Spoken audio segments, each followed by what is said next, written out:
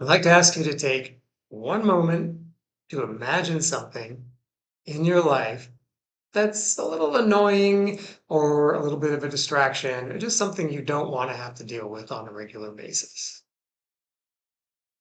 And now that you have that in your mind, put it aside into the back of your mind for a moment. What you've called to mind is what we call a toleration. And a toleration is any small activity or a person or a thing in your life that you encounter regularly that takes your attention or your energy away from whatever it is you really want to or need to be doing. And of course, we all have a lot of tolerations in our life. Now that you know the word for it, you're going to see them everywhere. They can be very small. For example, a big toleration for me has been that sometime around 3:30 or 4 o'clock in the morning, my cat, Pearl, likes to get up and run around the apartment and meow, and then pick up all of her toys out of the small crock that we keep them in and scatter them about the apartment. Now, we all wind up going back to sleep shortly after that. And when we wake up a couple of hours later and I go to the kitchen, I see on the floor along the hall all of those little toys scattered about, left from the night before. Those little toys are small tolerations. Tolerations can also be quite large. Another example from my life is that my wife and I moved to Hawaii and lived there for about 10 years. And it was always a toleration for both of us. Now, you may say, Hawaii, Hawaii is a paradise. How can you possibly see that as a toleration? And this is true. Hawaii has a well-deserved reputation as being a place with beautiful weather, incomparable natural beauty, and very friendly people. The aloha spirit is a real thing. But it wasn't my place. It wasn't a culture I was familiar with. I didn't grow up in the culture. It's a very specific kind of island culture. And if you aren't of it, if you're not Kamaina of the land, then like me, you're Malahini, someone who has come to the islands and may not wind up staying there. I was always going to be Malahini, never Kama'aina. So I always felt a certain amount of headwind. And this is something that is true for tolerations in general. They always take a little bit of your attention or a little bit of your energy away. It's not a giant thing, but it becomes noticeable. Let's go back to Pearl's toys.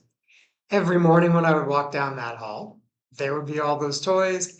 Instead of like thinking about what I was going to do in my day, getting ready for breakfast, I would be distracted by these toys and I would be thinking, God, these toys are everywhere. Why does she do this? Why are they here? And that would be what I'd pay attention to.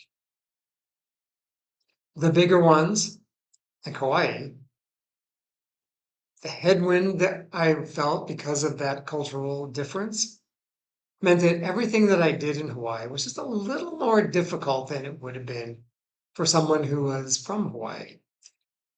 Going to the post office and interacting with people was just a little bit more difficult because the shorthand that one uses in a culture was just not the same for me. I would have to put a little more attention into it, a little more energy into everything that I did. And none of these were large things, but over the course of years, I felt that they had consumed a significant amount of my attention and energy.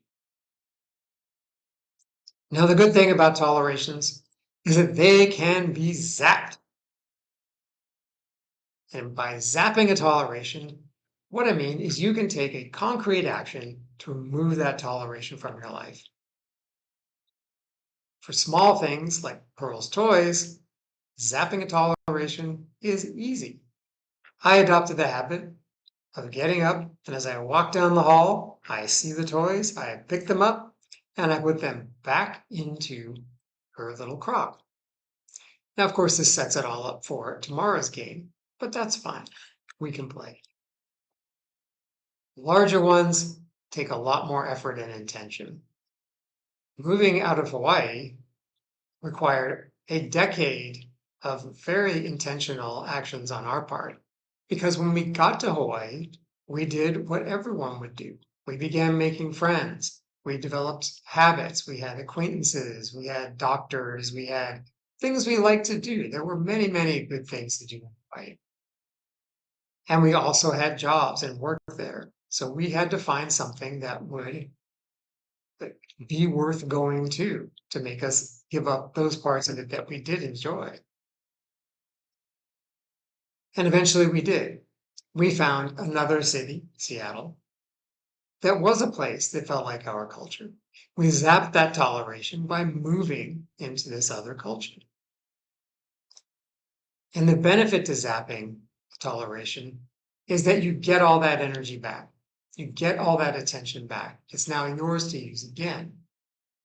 The fact that Pearl's toys aren't on the floor in the morning and I'm not thinking about them on the floor means I can be paying attention to what's coming in my day and get myself mentally moving forward to that day. Having moved out of Hawaii, although I have many very fond memories of Hawaii, I have found life in Seattle to be much easier. I have more energy and attention to devote to things that I find important. My daily activities are much easier because I understand the cultural shorthand, the little things that go into making these interactions with other people and places run smoothly. So let's go back to that thing that right at the beginning I asked you to call to mind. Bring that toleration back into your head. Think about the feel what it's like when you see that thing or you interact with that person or you're in that place. Now think, what is a concrete action that I could take right now to begin to zap that toleration? And my challenge to you is when this video is over, the next time you encounter that toleration, start trying to zap it.